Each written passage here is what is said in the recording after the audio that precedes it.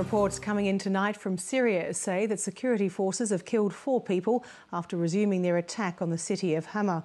A crackdown on anti-government protesters on the weekend left scores of people dead.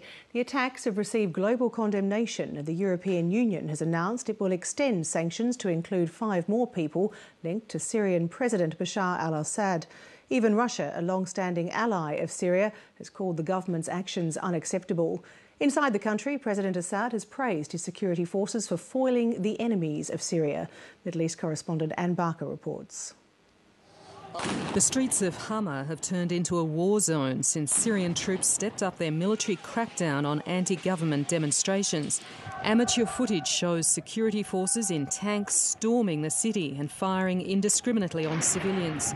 Residents can be seen ducking the gunfire from shelling and machine guns, while army snipers climbed onto rooftops of the state-owned electricity company and Hama's main prison. Large areas of the city were blanketed in thick smoke from the heavy shelling and buildings on fire. Syrian forces began this latest assault before dawn after besieging the city for more than a month. We start hearing some artillery shots from 4 directions, artilleries and bombing, tanker bombing, and sometimes we hear anti-aircraft shots against people. Witnesses say countless bodies were left on the streets. The death toll is predicted to rise as hospitals struggle to cope with the number of wounded. Doctors say blood supplies are now running short. The Syrian government has blamed armed groups for the violence and accused local gunmen of burning down police stations and shooting dead 2 soldiers. As a majority Sunni Muslim community, Hama has long been a target for forces loyal to the ruling Alawite regime. It's where President Bashar al-Assad's own father and former president sent troops in 1982 to crush a Sunni uprising, massacring as many as 20,000 people.